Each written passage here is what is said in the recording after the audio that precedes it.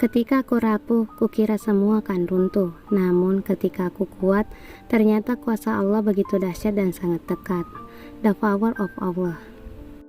Panas yang sangat terik di awal bulan Januari. Jalanan aspal seolah berasap karena ganasnya matahari yang membakar. Burung-burung berteduh tidak kuasa mengepakkan sayap untuk mencari makanan. Dedaunan gugur berserakan di bawah pohon yang rimbun. Mungkin memasak telur di bawah teriknya matahari bisa matang saat ini. Awal tahun yang cukup memeras keringat. Seorang pria tengah berjalan di pinggir trotoar, tepat di bawah teriknya matahari. Tangannya penuh memegangi perut yang terasa nyeri, sembari membawa map berisi jasa yang tidak berguna apapun.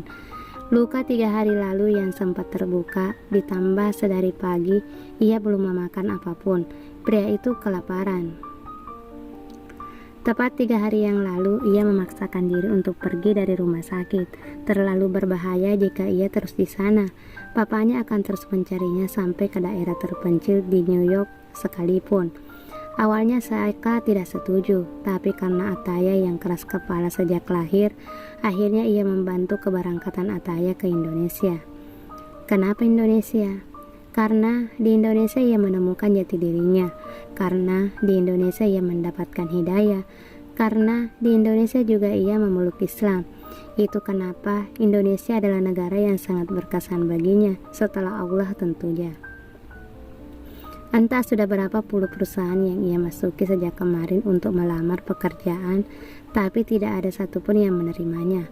Bahkan baru menginjakkan kaki satu langkah, seorang satpam sudah menyeretnya keluar, seolah gelar master yang ia genggam tidak berarti apapun.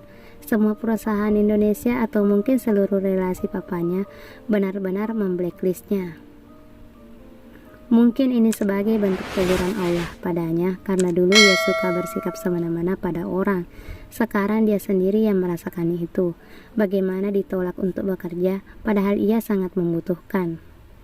Ataya menyesal, sangat teramat menyesal. Ia manusia yang sangat berdosa. Dulu Ataya suka mengambil hak orang lain, bersikap sesuka hati tanpa memperhatikan halal haram. Bagaimana cara menebus dosanya? Apa ia harus meminta maaf kepada semua orang yang pernah ia tindas? Jika itu bisa, Ataya siap melakukannya. Sepanjang perjalanan orang-orang menatapnya aneh sembari berbisik-bisik, berulang kali melihat ponsel dan seperti memastikan wajah yang mereka lihat di ponsel sama persis seperti pria di depannya.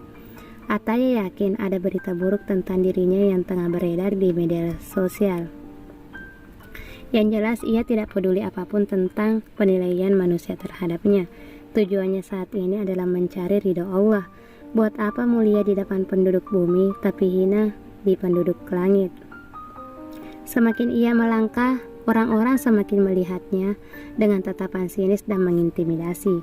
Ataya tidak tahu apapun berita apa yang tersebar.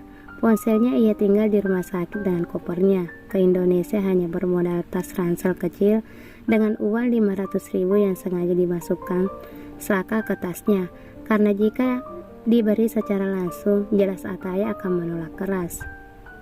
500.000 untuk bertahan hidup di Indonesia, sedang ia belum mendapatkan pekerjaan apapun. Dasar pembunuh. Buk, seorang ibu dengan pakaian khas ke pasar melemparkan satu tomat busuk ke arah Ataya. Pria itu terkejut bukan main, mendapatkan serangan tiba-tiba. Puk. Satu ibu lainnya melemparkan dengan telur busuk. Bau yang begitu menyengat menguar dari sana. Ataya tidak tahu apapun kenapa mereka bersikap seperti ini padanya. Kau pembunuh, kau sudah membunuh suamiku. Apa salahnya dia sampai kau pukuli? Kami sudah tua, tidak seharusnya kau membunuhnya. Pria tak punya hati. Ibu itu terus melempari Ataya dengan tomat. Yang lain justru ikut-ikutan karena turut prihatin dengan kondisi ibu yang menangis sejadinya. Yang tidak tahu masalahnya malah terbawa suasana dan menilai Ataya adalah orang yang paling jahat sedunia. Sudah bu, kasihan bapak, ikhlaskan bapak, biar bapak tenang di sana bu. Memang pria itu yang membuat bapak meninggal, tapi kita harus terima dengan ikhlas. Wanita remaja yang notabene-nya adalah anak dari ibu itu mencoba menguatkan ibunya. Ataya tahu sekarang kalau ibu itu adalah satu dari sekian banyak keluarga yang ia hancurkan masa depannya. Tiba-tiba saja Ataya bersimpuh, terduduk dengan wajah yang sangat merasa bersalah. Penuh sudah tubuhnya dipenuhi busuknya bau telur dan tomat.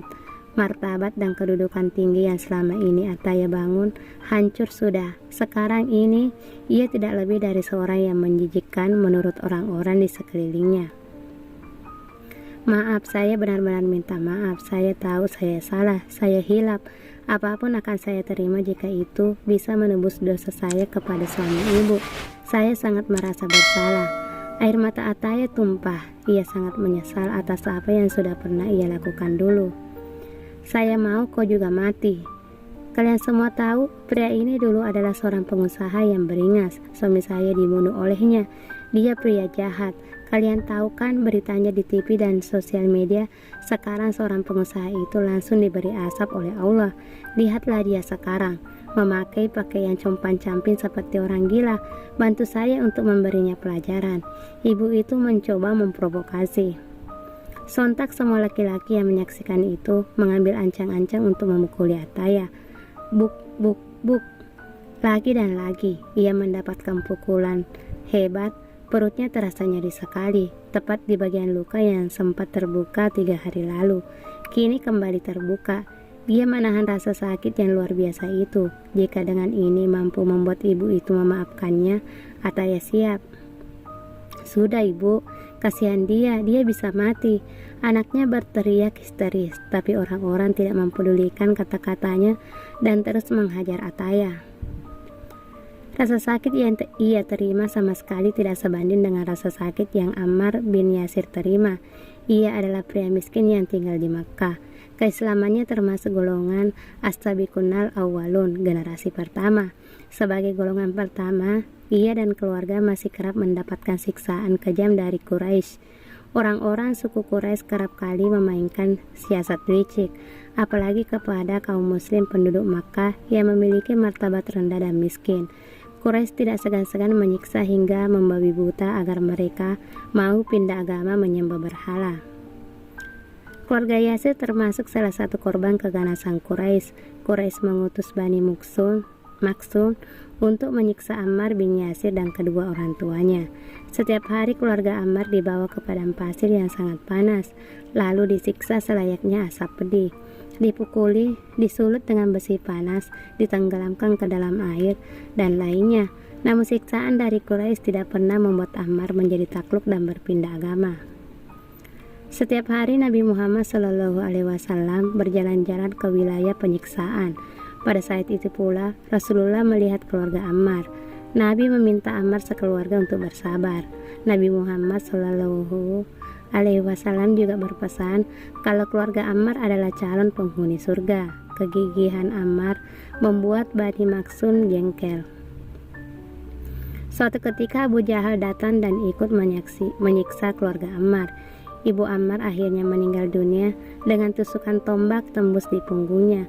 Menyusul sang ibu, ayah Ammar akhirnya juga turut meninggal dunia. Kini hanya tersisa Ammar saja.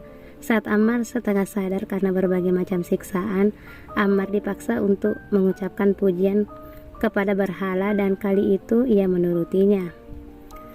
Setelah sadar, Ammar merasa sangat kecewa dan menyesal. Dia menangis dengan keras dan memohon ampun kepada Allah. Dengan perasaan takut, ia melapor kepada Nabi. Ammar mulai menceritakan semua kejadian yang ia alami. Ammar sangat takut kalau dirinya saat itu sudah menjadi murtad. Rasulullah seketika mengusap air mata sahabatnya itu seraya berkata, "Orang-orang kafir itu telah menyiksamu dan menenggelamkanmu ke dalam air sampai kamu mengucapkan begini dan begitu."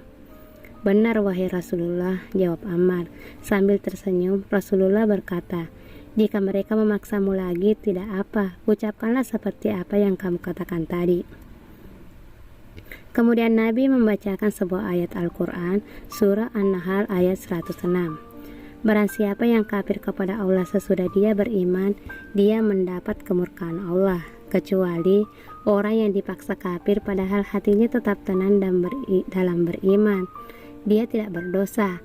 Akan tetapi orang yang melapangkan dadanya untuk kekafiran, maka kemurkaan Allah menimpanya dan baginya asap yang besar. Mendengar ayat itu, Ammar bin Yasir akhirnya lega. Dia bisa tersenyum kembali. Singkat cerita, Ammar bin Yasir akhirnya berhasil dibebaskan oleh Abu Bakar. Ammar bisa menjalani kehidupannya dengan tentram. Stop, nggak ada yang boleh jahatin Om Baik. Seorang gadis kecil dengan rambut tergarai berteriak kencang menerobos kerumunan itu. Sontak hal itu mencuri perhatian. Gadis kecil mana pula yang seberani itu? Saat semuanya minggir dan memberi jalan, dia langsung memeluk Ataya kuat-kuat. Kalian semua jahat. Om ini baik, dia yang udah selamatin ayah. Kenapa kalian pukulin? Teriaknya marah. Ataya sudah tidak berdaya, entah sudah berapa luka dan penghinaan yang ia terima. Sang ibu mencoba memberontak. Ibu belum puas, nak. Sudah bu, dia sudah sangat sakarat. Sekarang ayo pergi. Akhirnya mereka meninggalkan kerumunan. Mereka yang memukuli Ataya hanya saling tatap bingung. Tunggu apa lagi? Kalian mau memukulnya sampai meninggal? Mau saya laporin kalian semua ke polisi? Mendengar teriakan itu, semuanya berlari terbirit-birit meninggalkan Ataya. Di tengah rasa sakit yang Ataya rasakan, ia ingat betul siapa pria dan gadis kecil yang menolongnya. Mereka adalah orang yang dulu Ataya bantu di rumah sakit. Allah benar-benar membantu hambanya yang tengah kesulitan. Itu yang Ataya yakini dalam dirinya. Sampai akhirnya ia tidak sadar apapun lagi. Waktu berjalan cepat sekali. Tanpa Ataya sadari, sudah 2 hari dia tidak sadarkan diri. Dan ternyata ia berada di sebuah pondok pesantren milik Paman Rania yang berada di Jawa Tengah. Sebuah pondok di desa terpencil dan perbukitan dengan suasana yang masih sangat asri, jauh dari hiruk-pikuk keramaian kota Jakarta yang begitu sesak. Mungkin ini jauh lebih baik untuknya menyendiri dari keramaian. Sendiri itu bukan berarti menutup diri, hanya saja seseorang terkadang memerlukan waktu untuk sendiri, tidak menceritakan segala kepayahan yang dirasa, memilih tidak bersuara dengan kesusahan yang dialami. Waktu untuk sendiri terkadang lebih nyaman dibanding harus berkeluh kesah karena tidak semua hal yang dirasakan harus dipahami orang lain. Tidak semua yang dialami harus dimengerti orang lain. Karena ketika sedang sendiri, seseorang menjadi leluasa mengevaluasi, berdiskusi dengan diri sendiri tentang segala hal yang sudah terjadi, masalahnya, kecemasannya, ketakutan dan berbagai hal yang dirasakan. Karena bagi sebagian orang, waktu untuk sendiri itu lebih menenangkan. Kamu juga demikian. Sudah sadar, Le? Pria dengan kemeja koko putih dan peci hitam menghampiri Ataya yang masih kebingungan tengah berada di mana.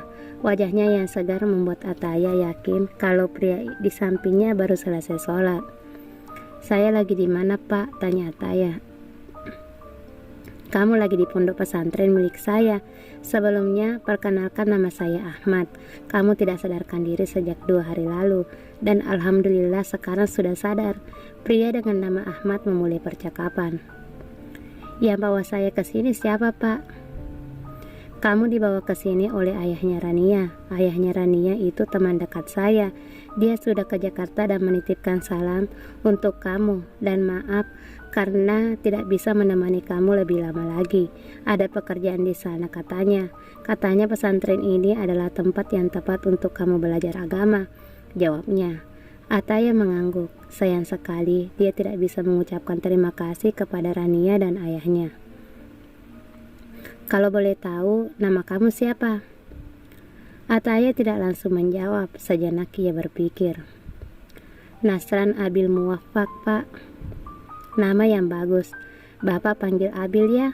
Abil itu artinya rupawan. Nama yang pas dengan wajah kamu yang tampan. Baik Ataya maupun Ahmad sama-sama tertawa kecil. Bimbing saya menjadi orang yang lebih baik lagi, Pak. Tentu. Ataya berharap dengan menyembunyikan identitasnya membuat ia tidak lagi dicari-cari oleh suruhan papanya. Pergi sejauh-jauhnya, mencoba menenangkan hati dan pikiran, mencari suasana baru dengan orang-orang baru, lebih mendalami ilmu, dan mencoba menjadi orang yang lebih baik lagi. dan yang pasti menguatkan hati untuk mencoba ikhlas terhadap takdir, menatap perasaannya yang sempat berantakan, menerima dengan lapang dada bahwa perempuan itu bukan jodohnya. Sekarang tugasnya hanya mencari cinta sang ilahi, menjadi sebaik-baiknya seorang hamba tanpa ingin melibatkan perasaan kepada lawan jenis jika berakhir dengan mengikhlaskan lagi. Bersambung.